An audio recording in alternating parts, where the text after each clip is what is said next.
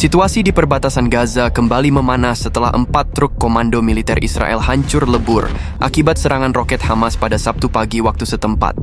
Insiden itu menewaskan 4 komandan elit, pasukan pertahanan Israel, IDF, dan 15 tentara pendukung yang baru saja bersiap menuju jalur Gaza. Serangan tersebut menjadi salah satu yang paling memalukan bagi militer Israel dalam 2 bulan terakhir, terutama karena dilakukan di wilayah yang selama ini mereka klaim sudah aman dan terkendali. Kenyataannya, yang terkendali justru hanya nyali mereka setelah dihantam roket. Menurut laporan awal dari media setempat, konvoi terdiri dari 4 truk komando lapis baja yang membawa logistik dan peralatan tempur. Namun, belum sempat memasuki zona operasi, sistem pengintaian Hamas mendeteksi pergerakan mereka dari jarak lebih dari 10 km. Beberapa menit kemudian, serangan roket presisi diluncurkan secara beruntun, menghantam bagian depan dan tengah konvoi. Ledakan keras mengguncang area itu, menimbulkan bola api besar yang terlihat hingga beberapa kilometer jauhnya. Iron Dome yang katanya canggih itu tampaknya sedang cuti kerja karena tidak ada satupun roket yang berhasil dicegat. Sejumlah sumber militer Israel menyebut bahwa keempat komandan yang tewas merupakan bagian dari satuan elit yang bertugas merencanakan operasi serangan darat ke Gaza pekan depan. Identitas mereka belum diumumkan secara resmi, tetapi laporan internal menyebut satu di antaranya merupakan perwira berpangkat kolonel. Ini adalah kehilangan besar, ujar seorang juru bicara IDF dalam konferensi pers singkat di Tel Aviv. Ia tampak berusaha tenang di depan kamera, namun ekspresinya lebih menyerupai orang yang baru saja kehilangan sinyal internet di tengah perang. Mungkin karena dalam perang ini, yang stabil cuma statistik korban. Rekaman video yang beredar di media sosial menunjukkan api masih membara di lokasi serangan. Puing-puing truk berserakan, dan bendera Israel yang semula berkibar di belakang kendaraan kini terbakar setengah. Beberapa tentara terlihat mencoba memadamkan api dengan alat seadanya, sementara ambulans militer berlarian ke lokasi. Laporan dari lapangan menyebutkan setidaknya 3 roket berhasil mengenai sasaran secara langsung. Kalau ini disebut serangan kecil, maka definisi besar mungkin adalah kehancuran total markas. Sumber intelijen regional menambahkan bahwa Hamas tampaknya menggunakan roket jenis Qassam modifikasi yang dilengkapi sistem panduan baru hasil rekayasa lokal. Meskipun sederhana, akurasinya meningkat drastis dibandingkan versi lama. Analis militer di Beirut mengatakan, keberhasilan serangan ini menunjukkan lemahnya kesiapan IDF dalam menghadapi taktik baru Hamas yang mengandalkan serangan cepat dan koordinasi drone pengintai. Israel mungkin punya jet tempur generasi kelima, tapi Hamas punya insting generasi bertahan hidup, serangan. Ini terjadi hanya beberapa jam setelah Israel mengumumkan kesiapan mereka untuk melanjutkan operasi besar-besaran ke wilayah utara, Gaza. Banyak pihak menilai insiden ini sebagai tamparan keras terhadap moral pasukan Israel. Bahkan beberapa komentator lokal menyindir bahwa baju besi mereka lebih kuat dari hati mereka. Ketika seragam militer lebih mahal dari nyawa tentaranya, mungkin ada yang salah dalam prioritas nasional. Setelah serangan roket Hamas yang menghantam 4 truk komando Israel, pertanyaan besar mulai bermunculan di dalam tubuh militer dan pemerintahan Netanyahu. Bagaimana mungkin konvoi berisi perwira elit bisa dihancurkan tanpa ada sinyal bahaya? Mengapa sistem radar dan intelijen yang disebut tercanggih di dunia gagal mendeteksi ancaman dari kelompok bersenjata yang katanya hanya bermodal roket rumahan? Tampaknya yang rusak bukan radarnya, tapi kepercayaan diri nasional. Sumber di dalam pasukan pertahanan Israel, IDF, mengakui adanya celah koordinasi antara unit intelijen udara dan pasukan darat. Dalam bahasa yang lebih jujur, itu berarti mereka tidak tahu apa-apa sampai truknya meledak. Kami baru menerima laporan setelah konvoi hilang dari radar dan komunikasi radio terputus, ujar seorang pejabat militer yang menolak disebutkan namanya. Pernyataan itu memicu gelombang kritik dari dalam parlemen, karena membuktikan bahwa teknologi yang selama ini dibanggakan Israel tidak lebih dari sistem mahal yang gagal pada momen paling penting. Kalau Iron Dome bisa bicara, mungkin dia akan minta pensiun dini. Laporan lapangan juga menyebut bahwa Hamas telah meningkatkan kemampuan pengintaian dengan memanfaatkan drone kecil buatan Iran dan hasil rakitan lokal.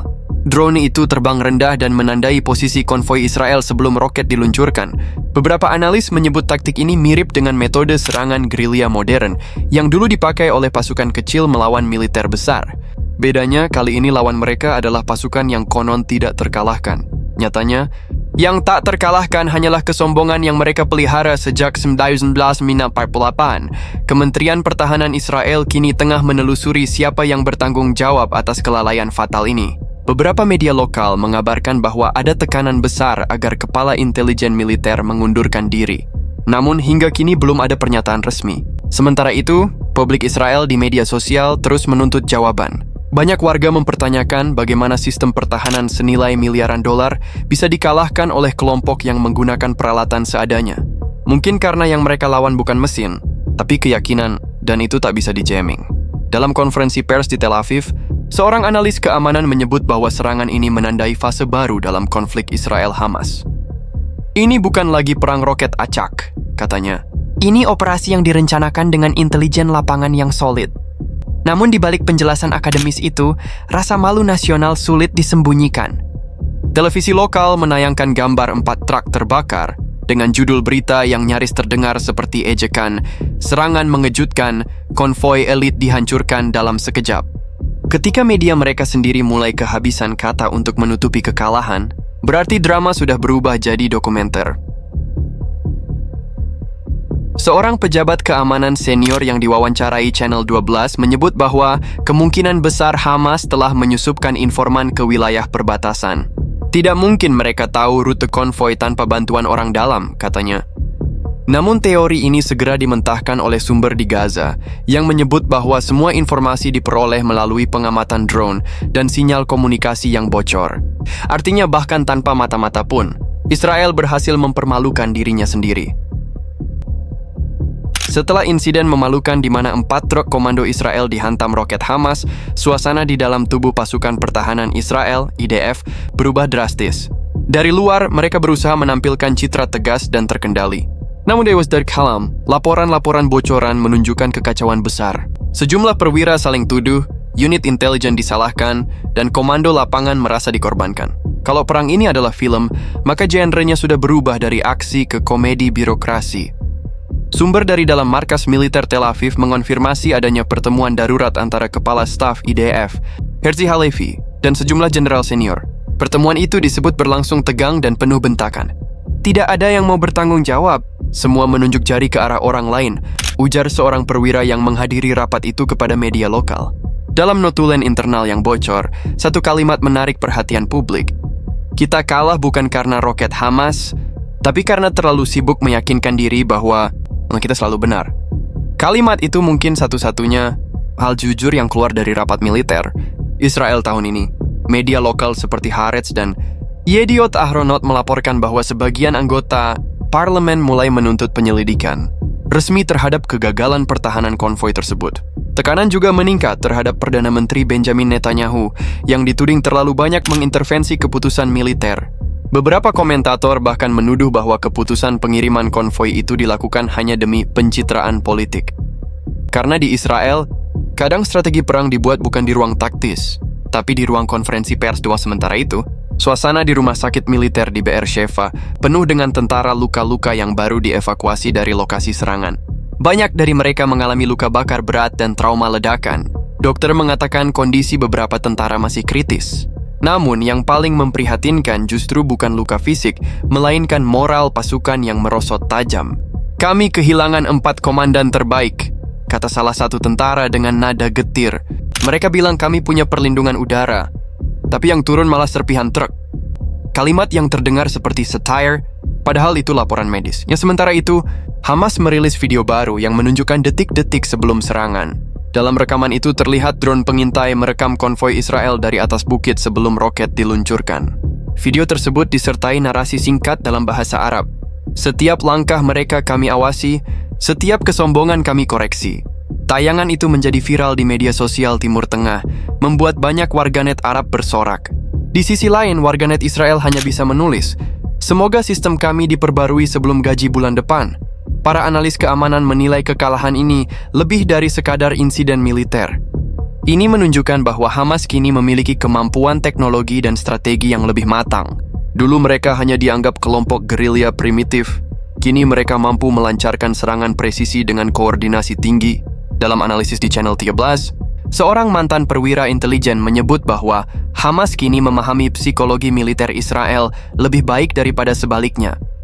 Itu kalimat yang menyakitkan karena diucapkan bukan oleh musuh, tapi oleh mantan bos mereka sendiri. Beberapa jam setelah 4 truk komando Israel dihantam roket Hamas, langit Gaza dipenuhi suara takbir dan sorak kemenangan. Di jalan-jalan sempit yang porak-poranda oleh perang, warga berkumpul merayakan keberhasilan yang mereka anggap sebagai kemenangan kecil dalam perjuangan besar. Anak-anak berlarian sambil mengibarkan bendera Palestina, sementara para pejuang Hamas berdiri di atap gedung dengan ekspresi tenang. Bagi mereka, setiap ledakan bukan hanya perlawanan, tapi pengingat bahwa mereka masih hidup meski dunia berusaha melupakannya. Hamas melalui juru bicara militernya, Abu Ubaidah, menyampaikan pernyataan yang menegaskan bahwa serangan tersebut adalah pesan tegas kepada Israel. Kami tidak butuh tank atau jet tempur. Kami tak hanya butuh keyakinan dan akurasi, ujarnya di kanal resmi mereka. Ia menambahkan bahwa operasi tersebut merupakan bagian dari strategi pertahanan terhadap agresi Israel yang terus berlangsung di Gaza Utara. Dan dalam bahasa yang lebih sederhana, itu berarti, roket kami bicara lebih keras dari diplomasi kalian. Rekaman video dari Gaza menunjukkan suasana euforia bercampur waspada. Warga tahu setiap keberhasilan Hamas biasanya dibayar dengan serangan balasan besar dari Israel. Namun malam itu mereka tetap bersorak. Seorang warga Gaza yang diwawancarai media lokal mengatakan, "Kami tahu mereka akan membalas, tapi setidaknya hari ini kami yang membuat mereka takut." Kata takut jarang muncul dalam kamus Israel, tapi sekarang mungkin sudah jadi istilah baru di markas Tel Aviv. Sementara itu, reaksi internasional mulai bermunculan. Iran, Turki, dan Lebanon memberikan pujian terbuka atas keberhasilan operasi Hamas tersebut. Kementerian Luar Negeri Iran menyebut serangan itu sebagai tanda bahwa rezim Zionis tidak lagi memiliki superioritas di medan tempur. Turki menyerukan agar dunia berhenti berpura-pura bahwa Israel adalah korban. Mereka membakar Gaza setiap hari, lalu kaget saat apinya balik ke arah mereka, ujar seorang pejabat Ankara dengan nada sinis. Kalimat itu lebih tajam daripada sebagian rudal yang ditembakkan hari itu. Di sisi lain, Amerika Serikat seperti biasa memberikan pernyataan standar, mendukung hak Israel untuk membela diri. Namun kali ini, bahkan media Amerika sendiri mulai mempertanyakan narasi tersebut. Sejumlah analis CNN dan The Guardian menilai bahwa kegagalan pertahanan Israel menunjukkan keretakan serius di sistem mereka. Selama ini mereka tampil seolah sempurna, tulis kolumnis The Guardian, tapi kesombongan militer Israel kini mulai membusuk dari dalam. Mungkin ini pertama kalinya media barat setuju dengan realita, bukan siaran pers.